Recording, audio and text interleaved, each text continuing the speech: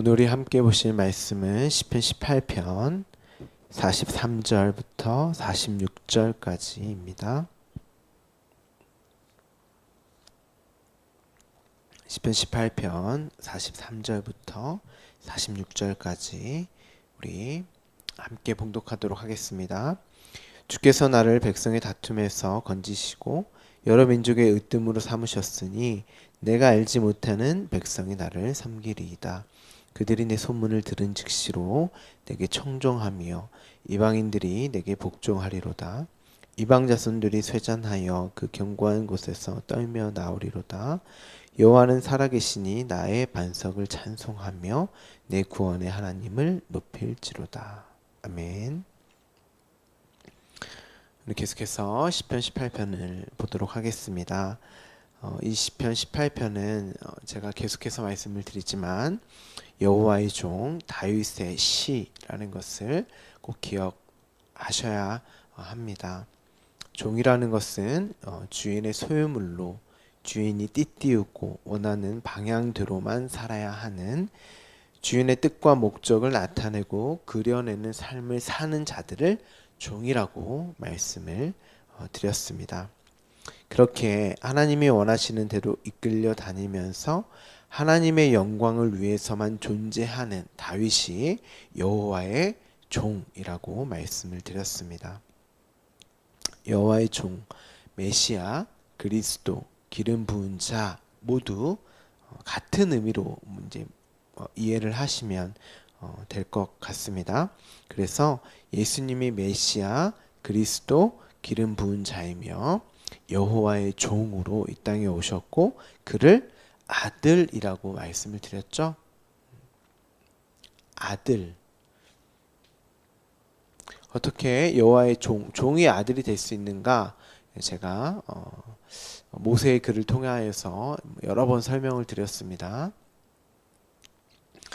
그러니까 여러분들이 시편을 반복해서 이런 종에 대한 개념들, 그리스도, 기름 부은 자, 이런 아들에 대한 개념들을 반복해서 들으시면서 그 개념을 하나하나 쌓아 놓고 계셔야 여러분이 성경을 읽으실 때 그런 부분이 나올 때 쉽게 이해가 될 수 있으실 것입니다. 고대시대의 아들은요, 아버지를 담고 있는 아버지를 나타내는 인물이었습니다. 예수님이 이 땅에 오셔서 한 일은 아버지가 창세전 언약에서 자신에게 주신 그 백성들을 위해서 구원을 하시기 위해서 오셨는데 그 구원이라는 것이 무엇이었냐면 아버지가 하라는 말만 하고 아버지가 하라는 대로만 하는 아버지의 영광을 위해서 십자가를 지는 것, 그것이 구원을 이루는 것이었고 십자가는 곧 자기 부정과 부인, 그러니까 나는 아버지로만 존재하고 아버지에 의해서만 살 수 있는 자라고 하는 나의 주체성과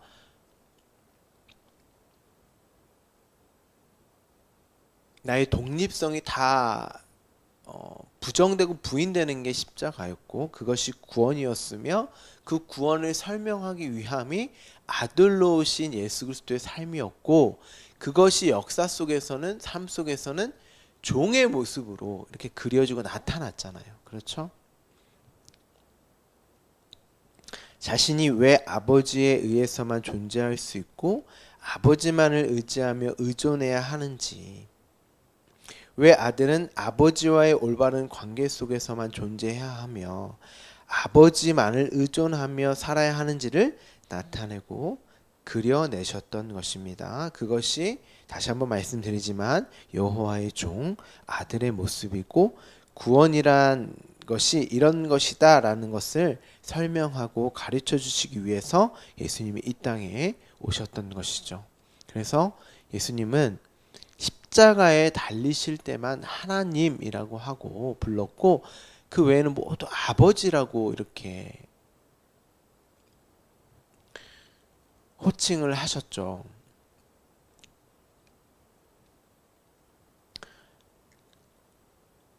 그러니까 여러분도 마찬가지예요. 하나님을 아버지로 알지 못하고 그냥 하나님 신이 되면 그는 내가 섬겨야 할 대상이잖아요. 신은. 근데 반드시 우리는 그 하나님을 아버지로 알고 그 아버지를 드러내고 나타내는 인생과 삶을 살게 되어 있는 것이죠. 예수님은 그렇게 그 처음 자리 자기 부정과 부인의 십자가로 그 언약을 창세전 언약을 완성하셨던 것입니다. 오늘 본문을 기록한 다윗도 여호와의 종이니까 기름 부은 자였잖아요. 메시아를 모형하고 그 그림자의 역할을 하는 인물이었기에 반드시 그의 삶 또한 자기 부인과 부정, 그 십자가의 삶으로 구원으로 완성된 삶으로 이해를 해야 하는 것이죠. 다윗의 삶을. 단순히 제가 이제 계속 반복해서 여러 번 말씀을 드리지만 단순히 이 땅에서의 삶, 자신의 영광, 자신의 만족, 자신의 유익, 위기의 순간을 모면하고 해결하지 못하는 어려움의 순간을 벗어나게 해주는 데에 다윗의 삶과 인생의 목적이 있는 것이 아니며 특히 성경에 기록된 다윗의 이야기를 인본주의 입장과 가치와 기준으로 해석해서는 안 되는 것입니다. 그러니까 오늘 본문 같은 경우도 뭔가 다윗을 통하여서 하나님이 뭔가 다른 민족과 전쟁을 하여서 굉장히 이름을 드러내고 그와 전쟁했던 아니면 그 소문을 들은 어떤 이방 민족들이 다윗의 소문을 듣고 그를 섬기는 복종하는 어떤 그런 글로 이해를 하시면 안 되는 거죠. 그런 이야기를 기록한 것이 아니란 말이에요. 다윗의 어떤 인본주의적인 가치와 기준에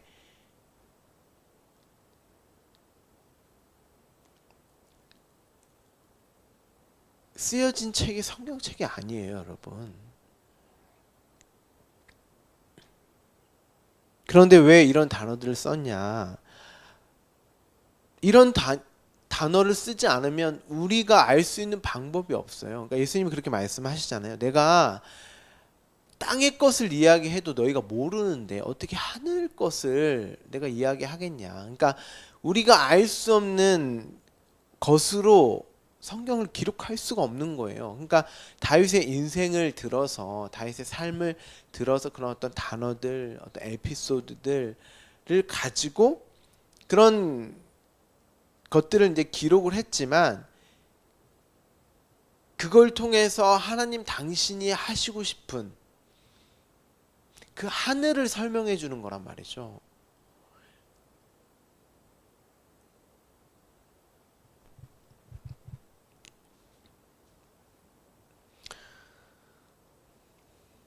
반드시 성경은 예수 그리스도와 십자가로 읽으셔야 한다고 말씀을 드렸습니다. 그래서 어제 40절에서 42절까지도 자기 부정과 부인의 그 십자가로 제가 설명을 드렸던 거예요. 그러니까 땅의 그런 어떤 것을 가지고 하나님은 반드시 하늘을 설명하세요. 그러니까 다윗의 인생을 통하여서 그 여호와의 종 아들의 이야기를 하고 싶은 거예요. 단순히 인간의 어떤 삶, 다윗의 삶을 말하고자 가르쳐 주고자 하신 것이 아니라 무슨 말씀인지 아시죠? 제가 여러 번 설명을 드렸으니까 오늘 본문을 보시면 제가 방금도 설명을 드렸던 주께서 나를 백성의 다툼에서 건져내셨다. 여러 민족의 으뜸으로 삼으셨고 내가 알지 못하는 백성이 나를 섬겼다. 이렇게 시작을 하니까 백성의 다툼이 뭘까? 어떤 내전을 말하는 것일까? 그리고 여러 민족의 으뜸을 삼으셨다는 것이 무슨 말일까? 다윗이 최고의 왕이 되어서 그들이 다윗을 섬겼다는 으뜸으로 삼았다는 그런 이야기일까? 그리고 내가 알지 못하는 백성이 나를 섬겼다는데 그 왕으로서 섬겼다는 이야기인가? 여러분 이게 문자적으로 그냥 이렇게 읽어버리시면 그래서 이제 많은 성경의 그 이해와 해석을 가지고 청년들아 너희가 공부도 열심히 하고 너의 능력을 최대한 발휘해서 고지 꼭대기까지 올라가서 좋은 직장, 명예, 성공을 해서 세상에 으뜸이 되는 다윗과 같은 으뜸이 되는 솔로몬과 같은 부와 어떤 명예를 차지해서 으뜸이 되어서 하나님의 영광을 드러내고 나타내라. 이렇게 우리가 많이 들어왔잖아요. 많은 분들이 그렇게 해석을 했고 그래서 뭐 긍정의 힘, 고지론 그리고 마치 하나님의 도움을 받는 자들은 반드시 그런 어떤 성공과 번영의 신학 이렇게 이해를 많이 하고 지금도 대부분의 많은 교회에서 이런 것들을 추구하고 목적하여서 그렇게 성경을 읽지 않습니까?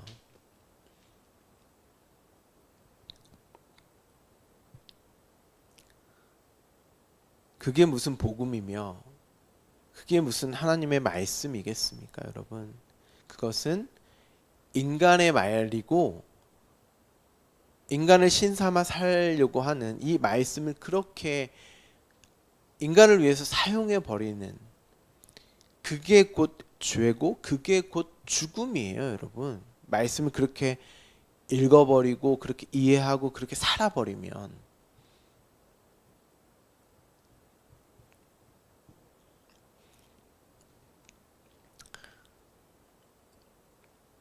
오늘 본문도 여호와의 종 메시아의 모형과 그림자로서의 다윗의 고백으로 읽으셔야 하는 거죠. 그럼 당연히 이 내용이 예수님의 말씀에도 있어야 하겠죠. 그렇죠? 그러니까 성경은 반드시 이렇게 읽으셔야 돼요.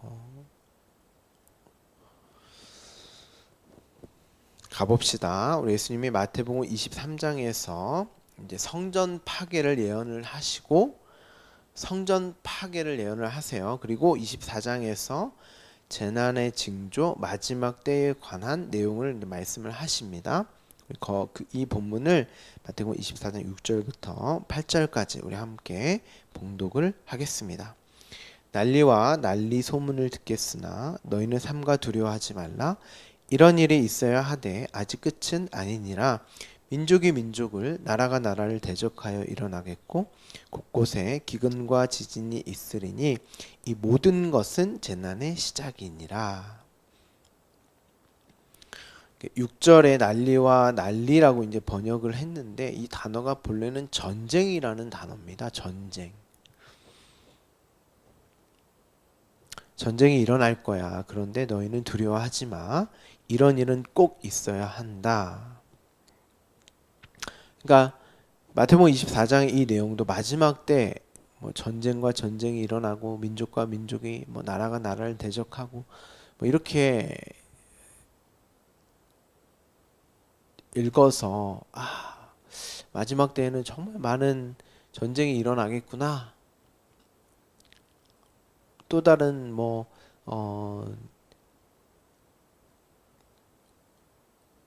세계 대전이 일어나면 그때가 마지막 때인가 보구나 이렇게 이제 이해를 하시는 분들이 계시는데 전쟁은 이미 오래 전부터 전쟁은 수없이 나라와 나라가 민족이 민족이 뿐만 아니라 인간과 인간이 지금도 전쟁 속에서 우리가 살아가잖아요. 단순히 나라와 나라, 민족이 민족의 전쟁뿐만 아니라 인생 자체가 경쟁, 무한 경쟁의 시대고 인생 자체가 전쟁이잖아요. 그런 얘기를 하는 건 아니겠죠. 그러니까 마지막 때라고 하는 것은 여러분 창조가 시작되면서부터 그 창조는 마지막 그 종말을 품고 있기 때문에 시작 자체가 마지막 때예요. 제가 이제 묵시와 이제 종말에 대해서 주일에 설교를 이제 두 번에 걸쳐서 이제 말씀을 드렸는데, 물론 이제 두 번의 설교가 영상으로는 업로드 되어 있지는 않습니다. 왜냐하면 기독교란 무엇인가에 대한 내용은 사실 아니기 때문에 저희 교회에 이제 현장 예배로 출석하신 분들만 이제 들었는데,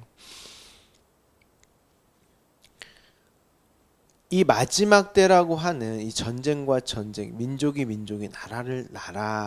나라가 나라를 대적하고 일어나는 이 이야기가 무슨 말이냐면, 앞서 23장의 성전 파괴에 대한 내용을 예수님 말씀하셨잖아요. 성전 파괴가 뭐예요, 여러분? 율법, 그 율법의 파괴. 그러니까 이 당시에 이스라엘 백성들의 삶의 중심, 삶의 양식, 삶의 태도, 그들의 어떤 근간, 기초, 그로 나타난 어떤 기조가 모든 것이 토대가 되는 곳이 성전이었단 말입니다. 그런데 그 성전이 무너져 지게 되고 파괴되어짐이 말씀하시잖아요. 이 율법화된 성전, 곧 그 성전은 곧 뭐였어요? 또 예수님이 자기 육체를 가리켜 말한다고 또 말씀을 하셨잖아요. 그 성전은 자기 자신이었고 또한 공동체였으며 민족, 나라를 형성하는, 이스라엘을 형성하는 본질이었어요. 이 성전이라고 하는 곳이. 그런데 그게 파괴된다고 이제 말씀을 하셨단 말이죠. 그리고 그것이 마치 전쟁이 일어나게 되는 모습으로 이제 말씀을 하십니다. 그런데 두려워하지 마. 그 일, 성전이 파괴되는 일, 그 일은 반드시 일어나야 해. 그리고 제가 방금 말씀드렸다시피 이 성전은 예수 그리스도의 몸, 자기 육신을 가리켜서 하신 말씀이라고 하셨으니까 그 자기 육체가 파괴되는 게 뭐였어요, 여러분? 십자가였잖아요. 십자가에 매달려서 죽으셨으니까 그 십자가를 통한 자기 부인과 부정을 이야기하는 것이고, 그 당시 이스라엘 그 민족, 그 공동체, 민족, 나라를 형성하는 자기 자신, 그 성전화된 자기 자신이 파괴되는 게 또한 뭐겠어요? 자기 자신의 부인되는 그 십자가를 이야기하는 거예요.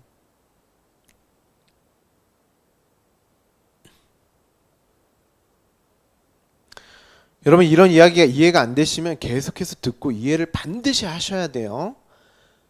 복음서나 구약 모든 내용이 여러분 이런 개념으로 읽혀지지 않으면 성경 자체가 이해가 안 돼요. 이렇게 이해를 못 하시면 반드시 인본주의적으로, 인간 중심으로 그렇게 또 율법적으로 읽혀질 수밖에 없는 게 이제 성경이란 말이죠. 그 십자가의 사건, 그 성전의 파괴, 율법이 파괴되는 일은 반드시 일어나야 하는데 아직 끝은 아니다 라고 말씀을 하시잖아요. 왜 그렇죠? 예수님이 완성하셨는데 왜 아직 끝은 아니다라고 말씀을 하세요? 그 완성된 일이 당신의 그 해산의 고통으로 탄생된 또 다른 그리스도인들이 그 일을 겪어야 하기 때문에 아직 끝은 아니다라고 말씀을 하신 거예요. 그러니까 당신이 보여주신 십자가가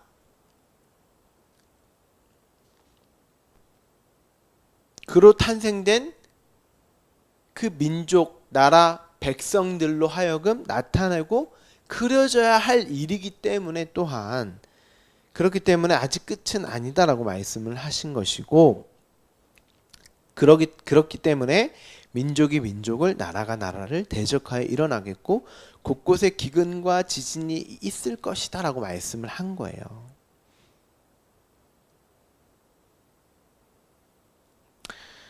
8절에 이제 뭐라고 이제 기록되어져 있냐면 이 모든 것이 재난의 시작이다 이제 이렇게 번역을 했는데 정확히 번역을 하면 해산의 고통의 시작이다. 원문에는 이렇게 기록되어져 있어요. 해산의 고통의 시작. 그러니까 단순히 이 구절을 읽고 마지막 때에 전쟁이 일어나려나 보다. 그리고 기근과 지진이 일어나는구나 이렇게 이해를 하고 마치 이 일이 먼 미래에 일어날 일, 나와 전혀 상관이 없는 일로 여기게 된단 말이죠. 그런데 성경 어느 구절도 어떤 구절도 여러분과 상관없는 구절은 단 한 구절도 없어요. 다 여러분에게 해당되는 말씀이고 여러분이 겪어야 할 말씀이란 말이죠. 그러면 전쟁은 어떤 전쟁이겠어요?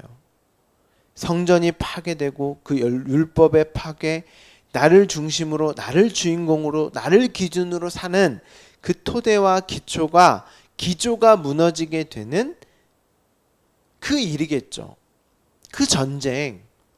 그래서 어제 다윗의 고백에 의하면 내가 바람 앞에 그 진리의 말씀에 의해서 티끌과 같이 부서지고 진흙같이 쏟아버려지게 되는 그 피조물의 자리로 회복되는 그 전쟁이 시작되는 거예요. 그게 복음이 하는 일이에요, 여러분. 말씀이 하는 일.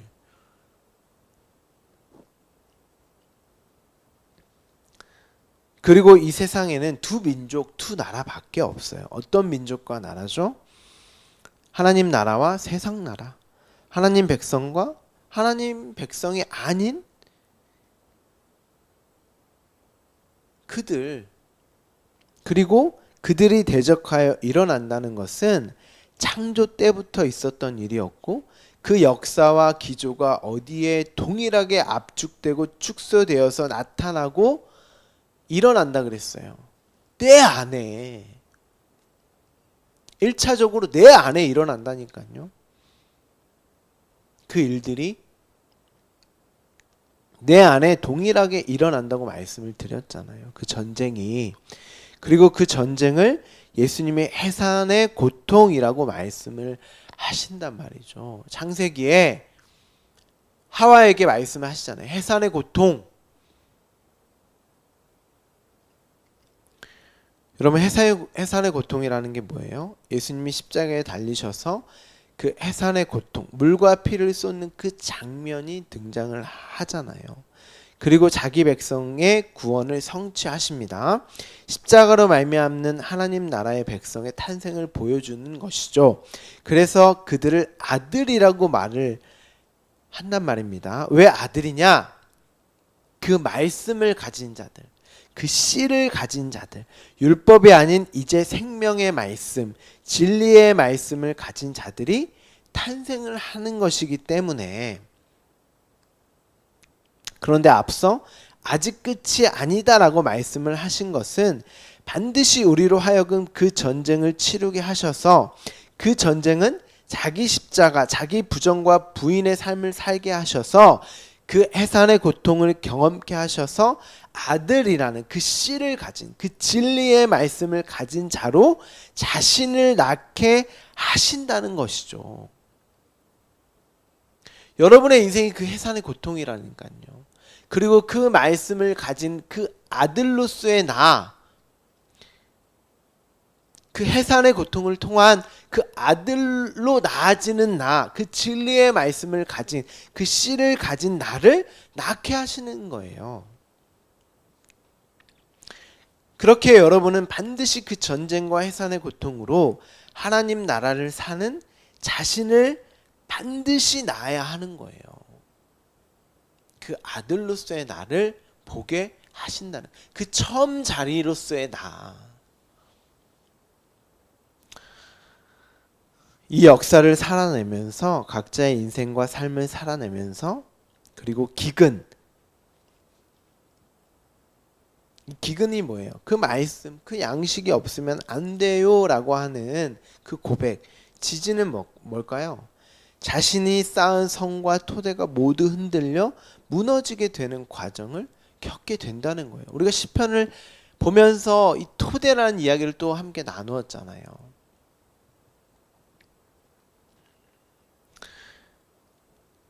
그리고 예수님이 뭐라고 말씀을 하시냐면 구원을 받은 자는 반드시 끝까지 견디게 되어 있다. 이제 우리가 이제 함께 봉독하지 않았지만 여러분 마태복음 24장에 가면 이런 내용들이 나와 있어요. 그러면서 그 나라의 이 복음이 온 세상에 선포되어 모든 민족에게 증언이 될 것이다. 그때야 끝이 올 거야. 그 1차적인 증인 누구였어요? 예수님이었잖아요. 그로 모든 이들이 예수님을 섬기게 되죠.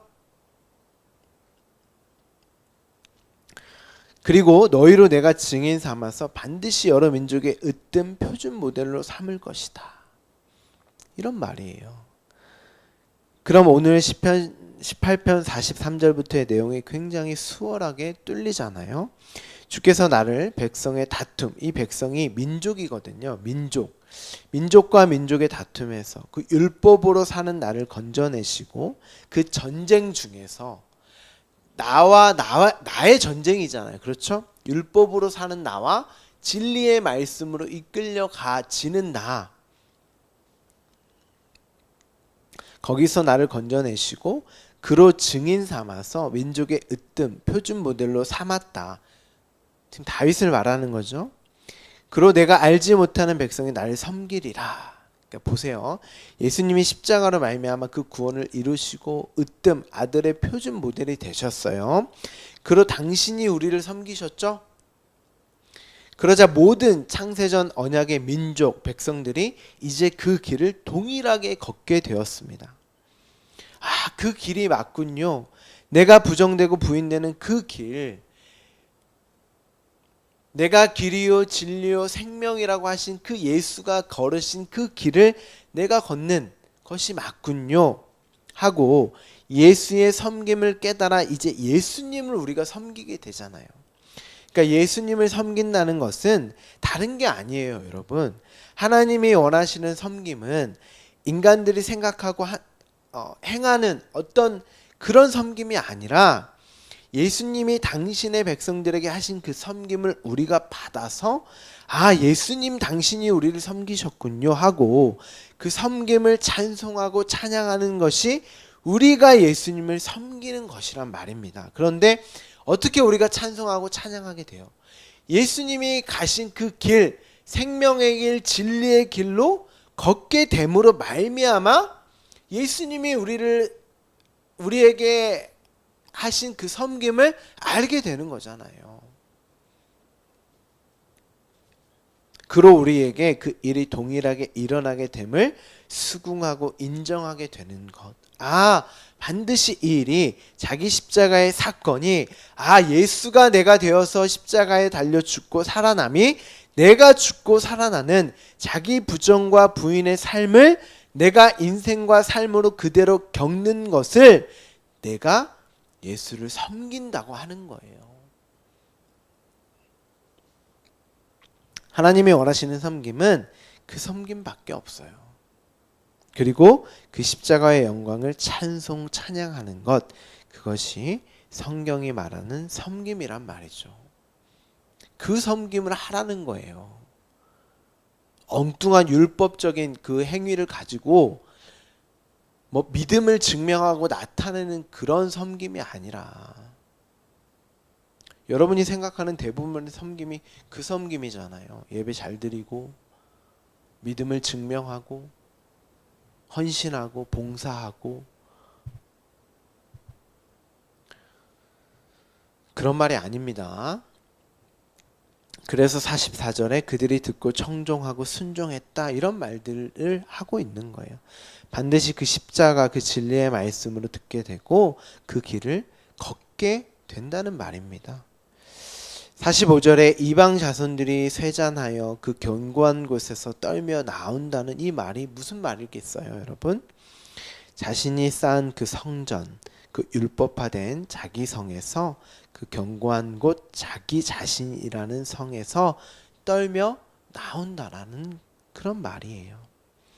왜 떨면서 나올까요? 그게 두렵거든요.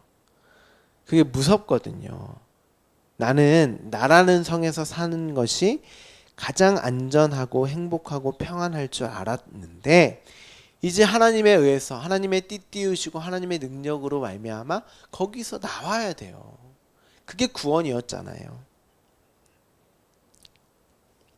그리고 하나님 나라에 입성을 하게 되는 것이죠. 그래서 44절에 이어서 여호와는 살아계시니 나의 반석 내 토대 내 근거와 기초를 하나님께 두어 그를 찬송하는 것입니다. 그리고 그것을 구원이라고 하며 그 구원을 이루신 하나님을 높이고 그 하나님께 영광을 돌리는 그 이야기를 하고 있는 것이죠. 굉장히 어려우시죠? 그런데 여러분들이 이 시편을 꾸준히 계속 반복해서 들으셔야 하고 이제 성경을 읽고 계시니까 구약과 복음서를 두루 읽으시고 주일 설교와 우리가 성경 읽기 모임을 통하여서 이제 이런 것들이 깨닫게 되실 거예요. 성령님이 반드시 여러분으로 하여금 죄가 무엇인지 의가 무엇인지 심판이 무엇인지를 깨닫게 해주신다고 하셨으니까. 그리고 하나님이 찾아라 두드려라. 그럼 내가 반드시 성령을 너에게 주리라 라고 말씀하셨으니까 반드시 알게 되실 것입니다. 여러분은 어떠세요? 이 과정, 해산의 고통의 과정을 지금 겪고 계십니까? 막상 인생과 삶에서 나로 살지 못하는 것이 두렵고 떨리시죠? 내가 지금 하는 모든 붙들고 있는 것들로부터 이제 하나님이 끊어내시겠다고 하시니까 두렵고 떨리실 수도 있을 것 같아요. 저도 마찬가지입니다. 여전히 나를 위한 성을 쌓는 나를 중심으로 내 인생의 주인으로 그렇게 우리는 지금도 이렇게 살아갑니다. 그런데 하나님은 거기서 우리를 건져내시고 당신의 보호, 당신의 사랑, 당신의 긍휼 아래로 우리를 건져내셨어요. 그리고 지금도 여러분의 인생과 삶을 통하여서 그 구원을 이루고 계시고 지금도 하나님의 열심으로 우리가 띠띠우고 하나님의 원하는 방향으로 그렇게 살아가고 있는 것입니다. 우리의 근거와 토대는 하나님, 내 안전과 평안은 하나님으로부터만 주어짐을 우리의 인생과 삶을 통하여서 배우고 깨달으면서 그렇게 살아가고 있는 것이죠. 이 모든 것은 그렇게 말씀과 관련이 있습니다. 여러분은 어떤 말씀을 가지고 계십니까? 거짓말, 나를 죽이는 율법으로 그 말씀을 가지고 계십니까? 아니면 살리는 생명의 말씀, 진리의 말씀으로 가지고 계십니까? 저와 우리 주말씀교회 모든 분들이 이 진리, 생명의 말씀을 가진 자로 진정한 평강이 늘 매 순간 주어지기를 간절히 소망합니다. 기도하겠습니다. 주님 감사합니다. 오늘도 이 귀한 말씀을 통하여서 나로 벗어나게 하시고 그 하나님의 그늘 아래에 하나님의 보호 아래에 하나님의 그 생명의 말씀으로 구원을 이루셨고 지금도 이루고 계시며 나를 통하여서 그 구원의 현실을 나타내고 그려내시는 하나님의 능력을 오늘도 보고 알고 깨달으며 나아가게 됩니다. 하나님 또한 이루실 그날을 반드시 이루실 그날을 소망하며 오늘도 살아가기를 간절히 소망합니다. 그것이 나에게 해산의 고통으로 감지될지라도 하나님 우리는 우리의 영광이 아닌 하나님의 영광을 드러내고 나타내는 귀한 삶으로 초대받은 하나님의 아들이오니 하나님 우리를 통하여서 예수 그리스도의 그 십자가의 은혜와 능력으로 말미암는 그 십자가의 영광이 우리의 삶을 통하여서도 나타내고 그려지고 드러나는 귀한 인생으로 살아갈 수 있도록 주님 함께하여 주시옵소서. 우리 모든 주 말씀교회 성도들 그로 당신만을 의지하며 의존하며 살아가는 우리 성도들 될 수 있도록 주님 함께하여 주시옵소서. 모든 것을 믿사오며 거룩하신 예수 그리스도의 이름으로 기도합니다. 아멘. 우리가 오늘 말씀 붙잡고 기도해 주시고 우리 김영자 집사님을 위하여서 기도해 주시고 이번 주에 이제 결과가 나오는데 모든 과정 하나님께 달려 있음을 고백하는 우리 김영자 집사님 되게 하여 주시고 또한 그 과정 하나님의 영광을 드러내고 나타내는 그 아들 자녀로서의 삶이 그려지는 귀한 인생이 되어질 수 있도록 그리고 정말 회복되고 치료되고 완치되는 그런 하나님의 긍휼이 부어지는 사랑이 부어지는 우리 김영재 집사님의 귀한 과정이 되어질 수 있도록 우리 함께 기도해 주시고 우리 다음 세대 루아 승리 승기 하은이 우리 유민이 종민이 도영이 준영이를 위하여서도 우리 함께 기도해 주시기를 부탁드립니다. 우리 함께 기도하겠습니다.